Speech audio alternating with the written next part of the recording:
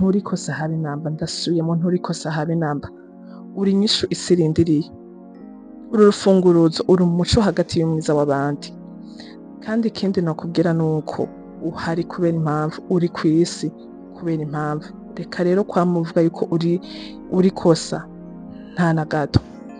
Ariko rero ahantu bica bipfira, ahantu rero bipfira byose, la société, les blessures, les jugements, les critiques, les regards négatifs veulent te faire croire que tu déranges, que tu es un poids, un défaut, une gêne.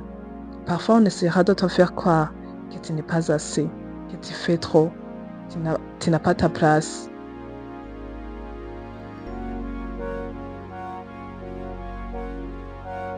Kume fans, mwiriwe cyane mwaramutse bivanye naho muherereye, mumaze kumeze neza, abatameze neza, Imana ikomeze kuborohereza. Donc uyu munsi n'ubundi n'umukobwa wanyu abakunda cyane, uyu munsi naje rero kuvuga mutambona, uyu munsi ntamwe ko murambona. Ariko ikintu cyonyine ngomba ndagusabe, utora agatebe kawe, wicare untize amatwi yawe, unyumvirize. Kubera ibintu ngomba ndakubwire ndazi yuko je suis sûre et certaine yuko bizagufasha cyane. Umwanya wawe ndaza kugerageza uko nshoboye, ndaza kuvaho ngize. Twagiye. Regarde-toi comme une réponse, pas comme un obstacle. Considère-toi comme une bénédiction, pas comme une erreur. Regarde-toi comme une réponse, pas comme un problème. Regarde-toi comme une solution, pas comme un fardeau. Niwibonemwo inyishu, apana ibigeragezo. Fata kuri umugisha apana ikosa. Umve ko uyu munsi uri umugisha ku bandi kandi uri umugisha kuri wowe nyine ubwiwawe kandi ubibemo. Wirabe nk'inyishu apana ibibazo. Irabemwo inyishu apana umutwaro.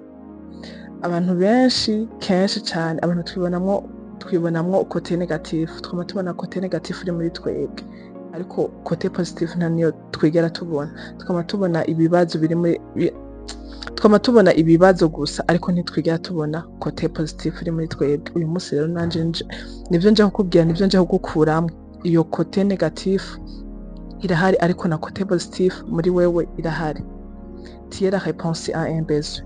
Tu es venu combler un vide, réparer une brèche, et ton existence est porteuse de sens. Urinyishu ibikenewe, urinyishu ibibura. Waje kugira wuzuze ibinogo, wuzuze ibibura. Kandi ubuzima bwawe bufise intumbero yihariye. Reka nsubiremo. Tu n'es pas un problème, tu es une réponse. Une réponse à une douleur, un calmement de cœur triste. Ta présence, ta voix peuvent combler le monde. Sinzi ko muriko murantahura neza, sinzi ko amajambo mtonda babwira muriko murayatahura neza, muriko murumva uburemere bwayo. Tu n'es pas une erreur, tu es une réponse que le monde attend. Tu es une clé, une lumière dans l'ombre de quelqu'un. Nturikosa habe namba, ndasubiyemo nturikosa habe namba. Urinyishu isi irindiriye. Uru rufunguruzo uri umuco hagati y'umwiza w'abandi. Kandi ikindi nokubwira nuko uhari kubera impamvu, uri kwisi kubera impamvu. Reka rero kwamuvuga yuko uri kosa nta na gato. Ariko rero ahantu bica bipfira, ahantu rero bipfira byose, la société, les blessures, les jugements, les critiques, les regards négatifs veulent te faire croire que tu déranges, que tu es un poids, un défaut, une gêne. Parfois on essaiera de te faire croire que tu n'es pas assez, que tu fais trop, tu n'as pas ta place. Ibyo rero sinzi ko muriko murantahura, ariko ibyo bintu sivyo habe namba, ibyo bintu sivyo. Reka ndakubwire akantu gatoya, reka ndakubwire utujambo dukeyi shaka ko cyane rero dukomeye mu majambo yose namaze kuvuga. Tu es utile, tu es une lumière dans l'ombre, tu es une solution vivante, tu es une promesse incarnée, tu es né pour briller, tu es un souffle d'espoir, tu es une force tranquille, tu es précieuse, même quand tu ne le ressens pas.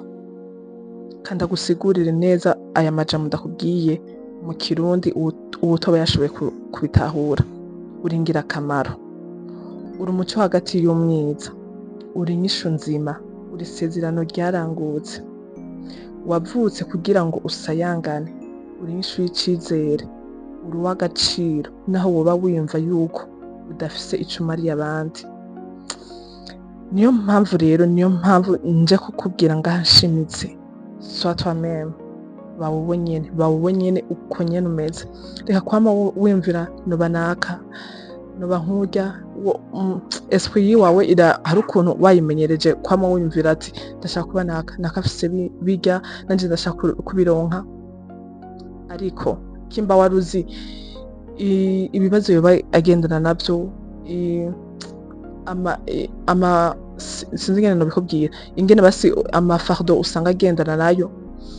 Ikintu je cane shimira Imana nuko abantu benshi hari ukuntu Imana yaraduhishije, imitima yacu yarahishije ibintu biri indani muri twebwe. Ariko uwo muntu wumva yuko woba nkawe, hari igihe Imana inyamba yavuga ati ngomba ndabereke mwese imitima yanyu, ngomba ndayisohore mwese ije ngaho, ati umuntu wese tumwerekane indani. Ubutangara umuntu umwe niwe yavuze ati muzokumirwa. Wokumirwa ubonye uwo muntu ushaka kuba nkawe ingene ameze, imitwaro agendana nayo, ibibazo agendana navyo, ariko ukamuravuga nshaka kuba nkawe. Uramuzi wowe hene, uramuzi ibintu bimugoye, imyitwariko yiwe, ariko wiyumvira ngo ushaka kuba naka. Ba wowe nyene, ico kintu nico rero nshimikira, nico nza gushimikirako cane. Ba wowe nyene, kuko nagomba ndakubwire yuko isi nta wundi muntu izoronka atari nka wewe, nta wundi muntu Imana izorema atari nka wewe, nta wundi muntu. Wowe nyene waje kwisi, peu importe amadefo yawe, peu importe amakarita yawe, nayo nyene nta wundi muntu azoza ariho semblable na wewe, nta wundi muntu azobaho. Rero kora ikintu hamwe uvuga ati harabayeho umuntu yarameze kuntu, ata wundi muntu azobaho, nta wundi muntu azoza asa na wewe, nta wundi muntu azoza ariho semblable na wewe. Bawowe rero, sois toi-même. Hari ikintu, niyo mpamvu rero haguruka ihanagure s'il-le-faut, hamubandanye fièrement. Si wowe kwita hasi, no, ahubwo ni wowe wo gutuma si kumenya. Mugabo rero hari ibintu abantu bihaye, ukaza wumva ngo kiya kintu naka naco yoshobora, kiya kintu naka naco yoshobora, urumva? Canke nyene ubwiwawe ukiyumvira, ukaza wumva ngo uyo muje kurya ikintu naco noshobora, urumva? Ariko reka ndakubwire ikintu, abantu benshi, abantu bateye imbere, abantu bashoboye gushika ku bintu bashaka, ikintu badusumbije ubaza ko ari giki? Ni ukugerageza. Rero reka kuvuga yuko wowe utabishoboye canke kiriya kintu atacoshobora utaragerageza. Tanke utaragerageza, reka kuvuga ko ico kintu ataco ushoboye. Ureke kuvuga yuko ikintu utagishoboye kandi utarakigerageza. Kandi ndabizi n'ivyo bintu abantu benshi bitwica. Niyo mpamvu rero wowe mukobwa, wowe musore, wowe mugabo, wowe mugore, uyu munsi gerageza ureke kuvuga yuko utashoboye kandi utaragerageza. Irya mbere biransi, irya kabiri birashobora gukunda.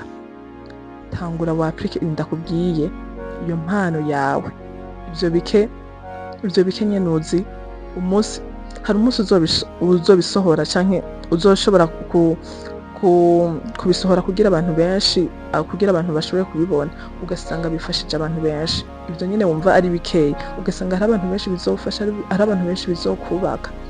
Niyo mpamvu rero sohora uwo muntu ari muri wewe.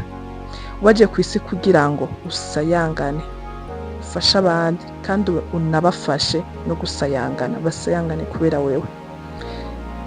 Ikindi naco, kora ico kintu kikugira umuntu, giha agaciro n'uwakuremye. Urabasi wumve yuko hari akantu nubwo kuba gatoya, ariko gafise ico kamariye uwundi. Bishobora kuba mu majambo, meme na action, peu importe ko woshobora kuexprime, ariko ubeho wumva ko wokora n'akantu basi n'aka-action na kamwe, ariko kaba itire ku bandi. Reka ndakubwire mu ncamake, icambere na mbere, tu n'es pas une erreur, tu es une bénédiction. Urinyishu, apana ibibazo. Ica kabiri, sois toi-même, ba wowe nyene uko nyene umeze, ba wowe nyene, ureke kwigereranya abandi ngo ushaka kuba naka, oya, ba wowe nyene.